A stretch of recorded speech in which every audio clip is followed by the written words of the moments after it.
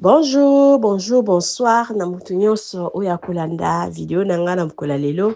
Nga dekola bino ya mwasi na kombo ya Bijou d'Or. Mama Bijou d'Or na sepeli kosaela bino video. Na ba image kitoko touti komona ya notre star na kombo ya Papa Chéri. Tomoni ye asimbi Bible, tomoni Papa Chéri abimi liboso ya ba pasteur. Pona kosambelela ye. Esepeli biso parce que tant tozalaka na ba problème tozala mutu mususu te o tokoki kokima liboso na ye à part Nzambe.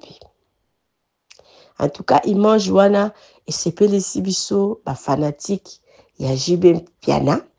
To sepeli makasi komona image wana après savoir beaucoup de problèmes oyo Papa Chéri auti ko passer nango. Kokufela ti mwana na ye, kokufela ba musicien.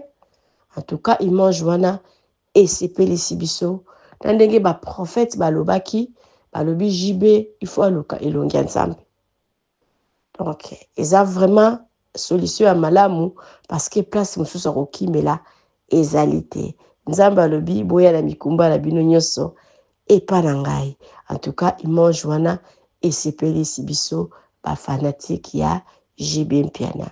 Tolobi ke lokumu ezonga kaka epai na yemoko Nzambe. Merci Seigneur. Bonjour, bonjour la famille. Mama Bijou na ye ko présenter bino appartement na biso o ezala canaré des chaussées to benga kango appartement numéro 1.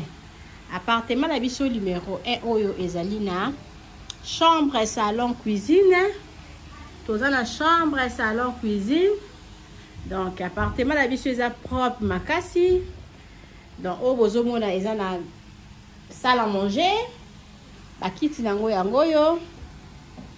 Appartement la biso eza nango na prix moko ya makasi te. Mama Bijou lobi benga ye o sala réservation ya appartement oyo bozomona ndenge ezali propre. Tokota na katikati ya salon na o eza chambre nango. Chambre dango yango yo omoni ba regard wala to sali okoki koya na biloko ofungoli otandi biloko na yo awa. Donc li nango eza nango li ya 2 personnes. Eza vraiment munene makasi te mais eza vraiment ça va passable pour na 2 personnes. Eza na climatiseur. Chambre na biso yango yo. Tokota totala toilette nango. Tozala douche na biso douche debout. Boni toilette yangwana, place à composer yangoyo. Donc appartement, chambre, salon, cuisine. Tozo ke nesko kuluka.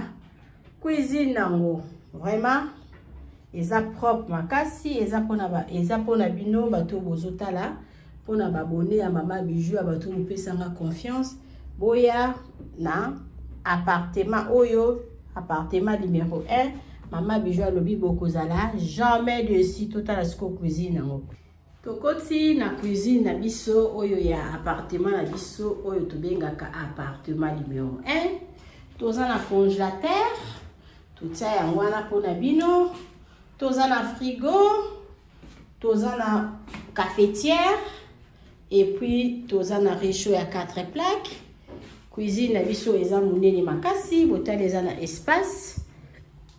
Cuisine na biso yango yo okoki pe kotia bakiti awa ovandi ozolamba okozala jamais dessus.